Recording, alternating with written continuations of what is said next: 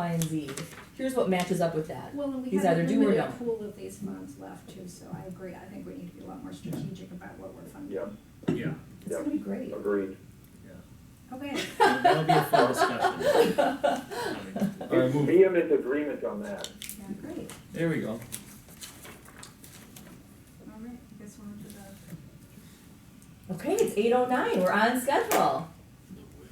Who's scheduled? So then the next thing up is presentation of housing market study and needs analysis. So, Peter, Rachel is here. Rachel, what is your last name? Hi, Rachel. Denton, Denton, D-E-N-T-O-N. thank you, thank you. Oh, right, I know, my eyes have gotten older, I know, gosh, I find myself having a hard time reading. So she is here and, gonna take us through. Welcome. Thank you, thank you. All right, so, thank you for having me. My name's Rachel Denton. I'm with Novogradac and Company.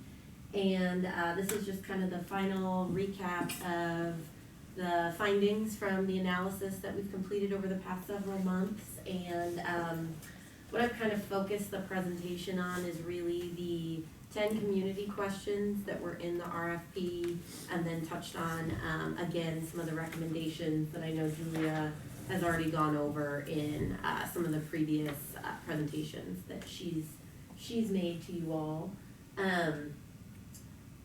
As far as kind of timing, just to give some context, so the draft of the report is pretty much complete. I've gone through and done an initial review, and then after this meeting, I'm gonna go back and kind of do some final cleanup. So I expect Bart to have a draft to you next week for your review, and then we'll just kind of go from there. All right, so just a recap as to who we are, Novogradac and Company. We're a national accounting and consulting firm, primarily in the real estate sector. What we're sort of known for, probably above all else, is our role within the tax credit industry.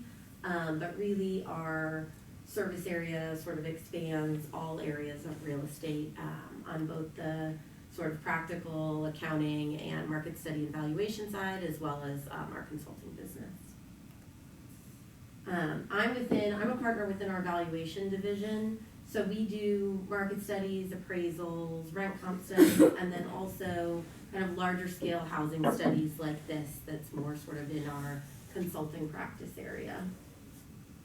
So that's me. I'm based in Kansas City, partner in the valuation group, as I mentioned. I've been with the firm coming up on 17 years.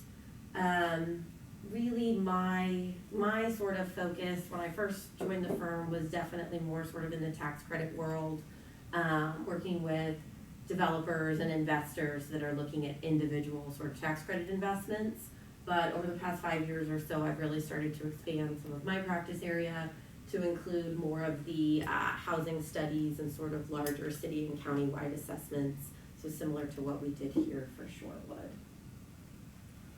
And then you all know Julia pretty well, since she's been here several times as part of kind of the presentation and then facilitation process.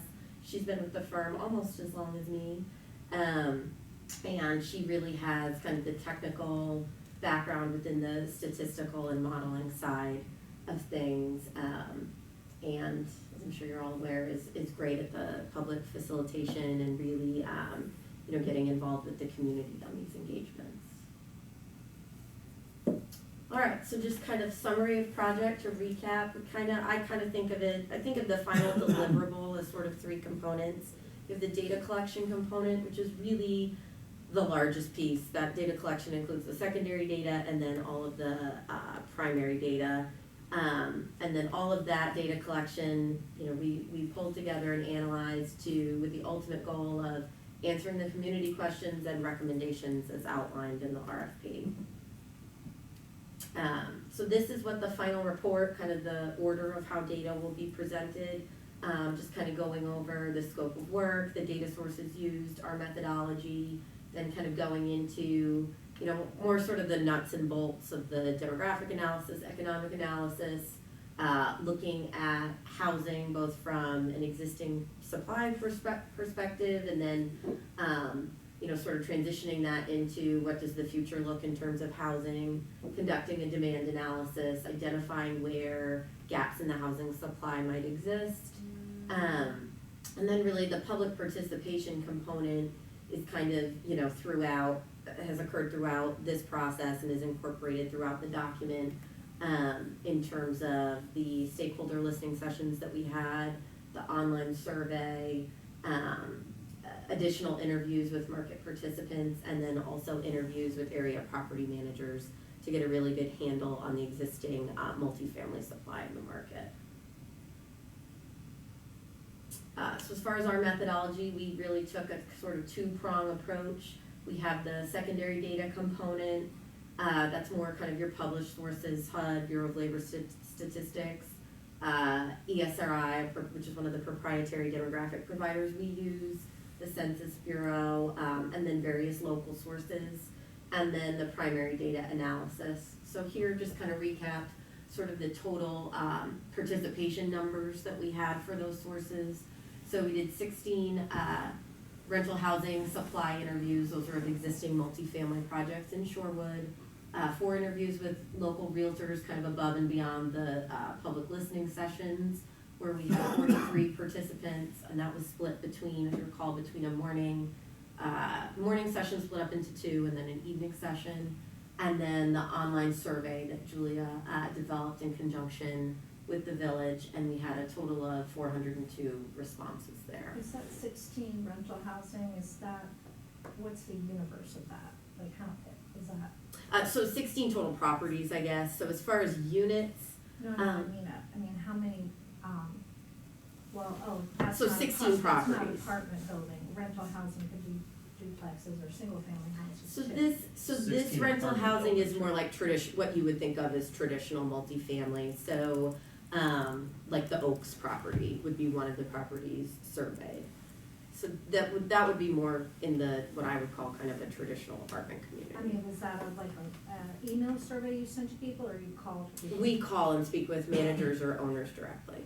So, but 16, there's more than 16 apartment buildings in Shorewood, right? Yeah, so that would be, I think within the document, we have what we estimate, well, we know what the total number of units is. Now, a large number of that are gonna be duplex or kind of private, owner individual rentals.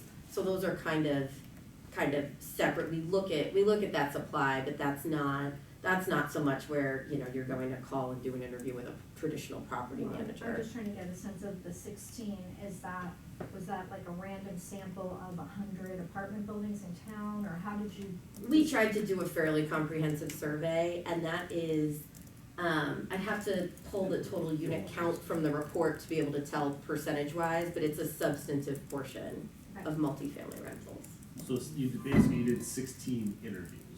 Of the multifamily properties, yes, of 16 So one properties. interview could have been for For- 20 units. And one could have been for 400. Right. Yep, Okay. yep, And one, it could be for 5 different actual buildings owned by the same correct, person. correct. Like one of the properties, I can't think of the name of it off the top of my head, but one of the properties is like an owner that has a portfolio of small properties throughout town, so it's, I wanna say like 200 units total or something, but it's spread. Yes, yes. They're all named.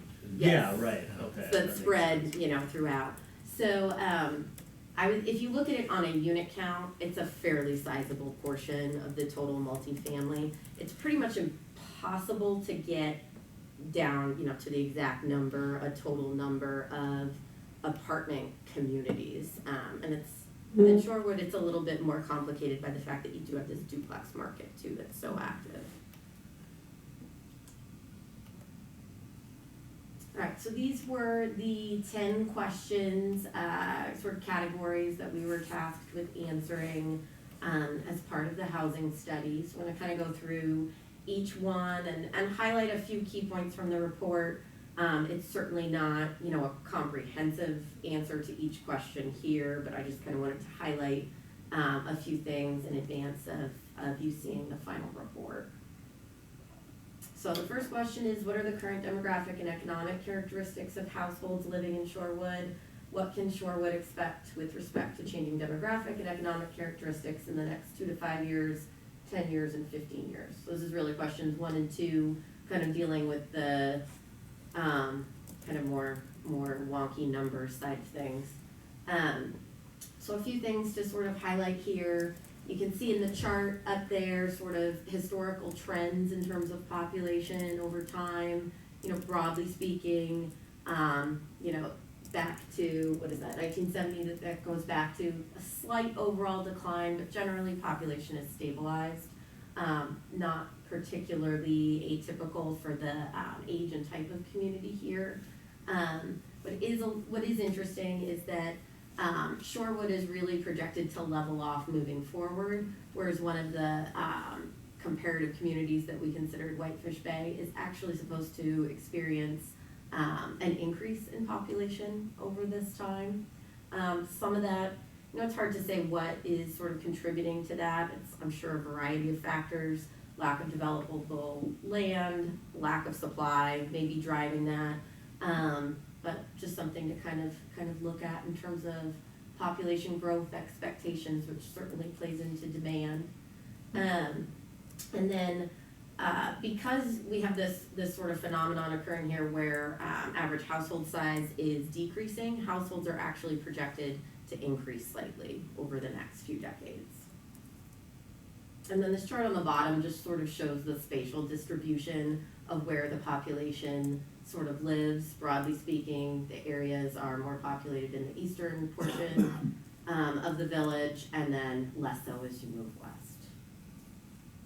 Rachel, on that top left chart, the uptick in Shorewood population towards the end, that seems to have, turned upwards. Is that maybe some of the developments that Shorewood has done with along the Oakland Avenue that's increased population? It could be. It's hard at this level. It's hard to say since we're talking fairly small numbers. How statistically significant it is. It's certainly it's noticeable enough that you can see it on the graph. So I'm sure that investment has been a key part of that. Okay. All right, population by age. So I guess kind of the biggest takeaway here is Shorewood has a lower median age relative to pretty much every area that we compared it to. A large part of that is just being driven by the number of younger renters within the community. The median age actually decreased from the last sort of American Community Survey period, which is not something you necessarily see in most older communities that are sort of built out. Generally what you see is that median age is ticking up. So really I think that's largely just attributed to kind of the demographic profile of kind of that younger skewing cohorts that are drawn to the community. And then, go ahead. Sorry, I was just going to ask, can you do any, I'm really interested in that statistic, and it, just anecdotally, it seems like obviously we have older population we have it across the board, but we have the younger and older, and I'm interested in like standard deviations. Like a median tells me some information, but I feel like I'd like to know if our population sort of extends to the edges of younger and older versus the other communities where it's maybe more evenly spread across the different age groups. Sure. That's definitely something we can look at, and probably, I'm just taking some notes. That's something that we can look at and incorporate into the document, because broadly speaking, yes, the population is more concentrated within kind of the tails in terms of, you have the younger population and older population. But that's something we can look at in a little more detail in the final report. Okay, because to me, and I feel like that's going to drive some of our, like just looking at the age would make me say, okay, we should be looking at things that are related to younger people, and what do we do about that? But that, to me, I think what we're going to end up with, we're going to want to look at things for younger people, but also the older population. I feel like that might get a little lost in this graph, in this chart. Got it. It's a good question. All right. Okay, I'll move on. And then there's just a graph here that shows sort of the spatial distribution of age. Generally, the eastern portion of the village tends to be slightly older. Central portion tends to be skew a little bit younger, but there's not a huge difference there. As far as households, really the thing that sticks out here is that Shorewood has a much higher representation of non-family households.